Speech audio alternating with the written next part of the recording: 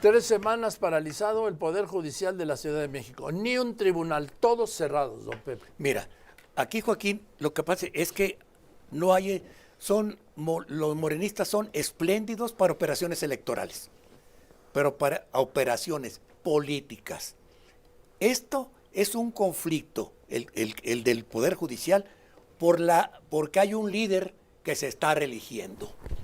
Un líder de los trabajadores del Poder Judicial. Lo que sea, para la gente está parado. Sí, pero lo están dejando correr, lo cual...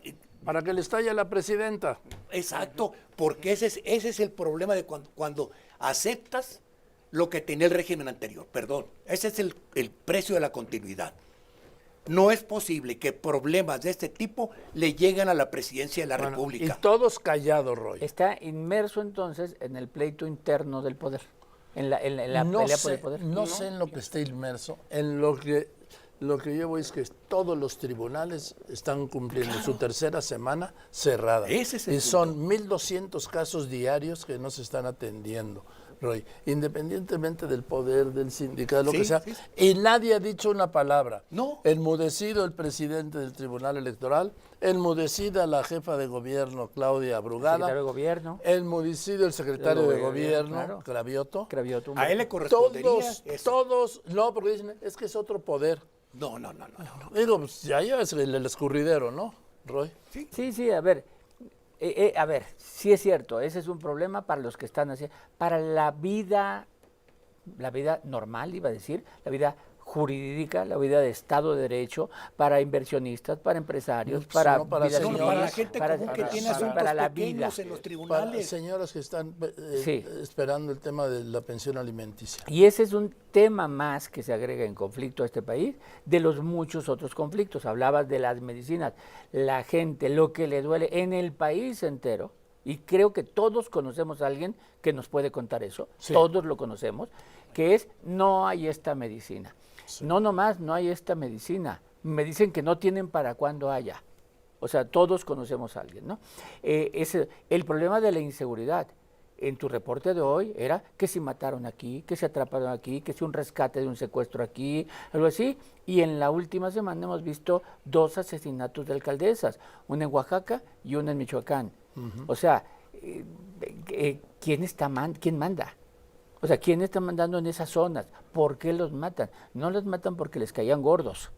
Los matan porque no pueden hacer su trabajo. Entonces, lo mismo que decía aquí. Y cuando agregamos todo esto a los muchos problemas que hay, nuevamente estamos viendo. Bueno, y vamos a algo más cotidiano de hoy. Las inundaciones en la Ciudad de México.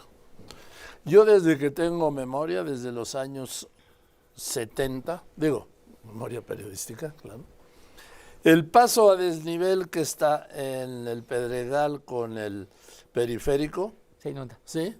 El que está ahí por Azteca. Todos los años se inunda. No han podido resolver ese tema. Bueno, se inunda el segundo piso. Eso sí es una obra maestra de la ingeniería. Se encharca todo el segundo piso. ¿Cómo se puede inundar un segundo piso? Pues... Lo hicieron. Sí. Con austeridad republicana, Joaquín. Sí. Es un signo manifiesto, lo decía don Pepe, ¿no? Hablando de Morena o de gobiernos. En este caso estamos hablando de gobiernos morenistas o de un gobierno morenista. Pues es un signo de desgobierno en un punto vital. Estamos hablando de que se dé viabilidad a que los procesos sigan, que no se acumulen, más los ya acumulados que puede haber ahí de herencia, y que eso tenga mínimamente una respuesta. Pero ese es el signo, y volvemos a lo mismo, ese apotegma del clásico, no me vengan a mí con que la ley es la ley. Si hablas de la elección judicial, ¿qué es lo que hay ahí entre tantas irregularidades? Que es grave y delicado. Como esa elección llegó y está y se consumó, y que convalida la obra el mismo INE con sus decisiones, es un ejemplo de incentivos perversos, de que si tú como ciudadano puedes hacer la trampa, puedes violentar la ley, puedes estar en situaciones de llegar a una reforma judicial con una elección de este tipo, donde a pesar de tanta trampa y tanta irregularidad que le da un alto grado de déficit de ilegitimidad a la misma, sin embargo, sí, estás mandando el incentivo ese, que es un incentivo perverso de no cumplir la ley. Vamos a aterrizar otra vez. Dijo Einstein que si no esperes, que si sigues haciendo las cosas igual, no esperes resultados distintos. Y eso lo están haciendo. Por ejemplo, en salud. ¿Cuál es la gran falla en el sector salud que no han podido remediar? La maldita distribución de medicamentos. Y la compra. Sí, pero no la han podido porque había un sistema. Y como hay un prejuicio enraizado desde López Obrador, como satanizó, como se hacían antes las cosas, a ninguno de los actuales funcionarios le interesa estudiar, siquiera ver qué experiencias de cómo se hacían las cosas la pueden aprovechar. Caray, no es posible que en un país de 130 millones de habitantes, que es la 13 o 14 economía del mundo, no exista una docena de personas que tengan experiencia en cómo hacer la distribución de lo que sea.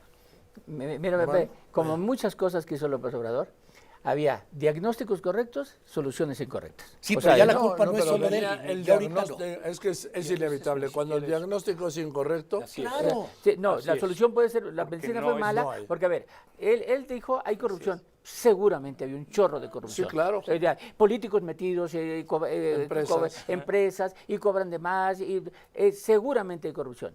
Pero como muchas cosas que hizo, la solución fue cortar todo. Bueno, las estancias infantiles, no, las estancias que se comprometió a que, otra de las mentiras, a que la reforzaría, como dijo que había corrupción, las desapareció. Y no nomás, en el aeropuerto de Texcoco hay corrupción, y no vemos un solo preso de corrupción, por las medicinas, de nada, ¿eh? No, ni de medicinas, ni de los constructores del aeropuerto. De hecho, la única evidencia de la corrupción la dio este sexenio con lo de Birmex, pero el sexenio anterior no nos dijeron dónde está la corrupción, nomás dijeron que hay corrupción. Dame una conclusión. A ver, nada más, no tiren a Lucas, o sea, no hagan a un lado las recomendaciones de protección civil. El huracán es el huracán, no solo afecta a esos lugares, hay lluvias, hay efectos en todos lados, hay que estar pendientes, no lo desdeñen las recomendaciones de protección civil. Y no crean que porque ser dos o ser uno, no, acuérdense que tormentas tropicales evolucionan. Le han dado la vuelta a Acapulco, ¿sí? Sí. Lo han puesto patas arriba. Gracias, Roy. René, rápidamente. Rápidamente, Joaquín, en opinión de expertos electorales, esta elección pasada judicial es verdaderamente de una farsa tragicómica, más trágica que cómica, inaudita. Bastaría con argumentar que estadísticamente, como te dijo aquí el consejero ponente, que puedan coincidir 8 millones de votos que casualmente, entre comillas, coinciden con los mismos nombres en el 80%. Bueno, con esto triunfa Morena, triunfa el proyecto de Andrés Manuel López Obrador, triunfa la presidenta, pero sí hay una pregunta central para ella, que lo hace en uno de sus libros Felipe González. Cuando suceden cosas de este tipo y tienes tanto poder, es pertinente la pregunta, ¿para qué tanto poder? ¿Qué con el poder? ¿Qué hacer con el poder? Muy bien. Este gobierno va a llegar a un punto de inflexión, Joaquín, a un punto de inflexión donde va a tener que cambiar de rumbo, porque ahorita todo lo que estamos viendo de la Cuarta Transformación es la aplicación de una gran máxima que decía: la política es el arte de descubrir problemas, encontrarlos por todas partes, diagnosticarlos incorrectamente y aplicar todos los remedios equivocados. Esa es una frase de Marx. Marxista. Bueno, de Groucho Marx. Bueno, gracias, sí. No, pues como yo he dicho repetidamente, digo, estos son de los que encuentran un problema para cada solución, ¿no? Exactamente. ¿Sí? Continuamos. Ron Campos, René Casados, don Pepe Fonseca, la mesa de los miembros. Seguimos.